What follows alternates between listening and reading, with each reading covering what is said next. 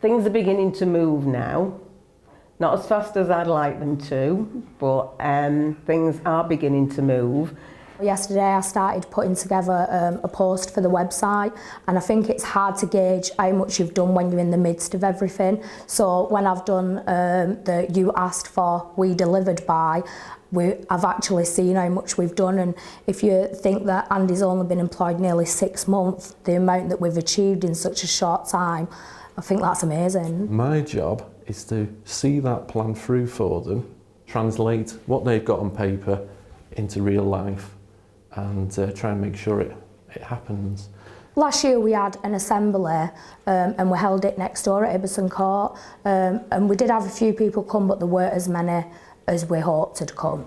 The biggest problem is engaging the public on any sort of level, and that's where we're really trying to concentrate at the moment. Trying to get people to come out the houses in winter to just come and hear us talk about what's happening at Revoelution is probably not going to happen and not going to get a great response.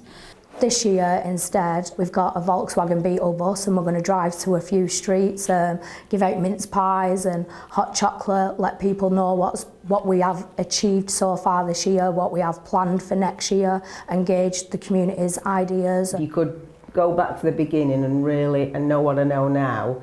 The first priority would be to go and engage with every single person who lives in this area or works in this area or volunteers, have a proper conversation with them. I think we couldn't have a proper conversation with them because we didn't know what we were talking about. And that's the sad thing.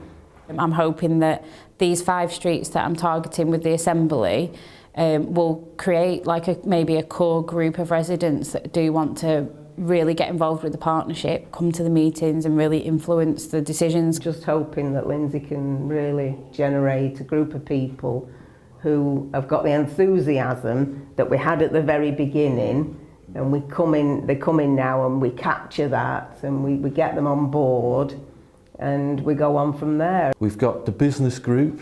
We've been waiting a while to try and get the right person to with a business background to work with the local businesses on the main Central Drive strip. So the beginnings of that, the environmental project, again we're starting to see these hanging baskets popping up in different places. Just delivered 10 hanging baskets to residents and businesses in the area, and we're just taking names now for our next 10 to be delivered next week. Just having them up, people are saying, I want one like theirs, and they're actually wanting it, and it's great to see that people are actually coming out the houses and interacting with each other. So I can definitely see a difference. We have some alleyway work coming up because most of our back streets are gated alleyways, and they're usually used for dumping, and they're not very nice places to be. So we thought about putting stuff like hopscotch, plants and stuff up and down. We've had some work with the school, working with some young children who maybe are slightly in a vulnerable position over a holiday period, and looking at healthy eating and fitness with them. We didn't have the school included in the first map or boundary outline, and we thought that were, I don't know, that they should be included, and they should feel included as well. And it's important that the children are perceived to be part of the community, putting something back. So, for instance, a volunteering strategy that would have that's sustainable, doesn't require the additional funding, is going to be paramount to us. Aspirations for local residents, potentially to see the school as a potential training centre or an employment centre going forward. So we want certainly the school to have a far more active role in developing and growing with the community, which doesn't require any money. What it requires is joined up thinking, which this group has in abundance.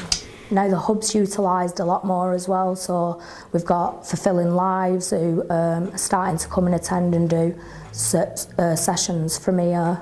We have a craft club as well that's on a Wednesday evening, a life coach. We've got that, and that's geared towards our health stuff, which I've done sessions myself and I'm still working with her So that's good. It's been really positive. The life coaching that's going on, which obviously engages with people that would be in that situation, whether it be drug addiction or mental health issues or just life crisis, and I see that working. I have people who come and drop in to speak about hepatitis C. It's run by people who have hepatitis C as well, so it's just like a support group. And generally they don't actually talk about Hep C. I mean, they do have discussions about it, but it's not like 100%. It's more like support-wise. We're really excited that the detached youth work's on the go. Of course, you know, we're not out there seeing what's happening, so you know, it was exciting to do the tendering for that. That was interesting. One of their main tasks we're giving them is for consultation to come back. We want them to work with the young people where they are. So we want those young people to feed back into the partnership what they want to see happen themselves, to have their voice, marry the two and get some positive results with them. Partnership a year ago were having some really bad difficulties. A lot of key players left the partnership at a pivotal time when we really needed them, when we were just putting our plan together or submitting it, and that impacted the partnership loads. It sort of deflated us a bit, and then we were just like, let's just get through the next stage. And then after that point had come and the plan had been submitted and it had been accepted, then it sort of gave us all a bit more of a boost. So, and the training that we go on as well, or the events that we attend, it's good to like get in touch with other local trust areas and realise that some of them are having the same difficulties as us. Everybody's learning.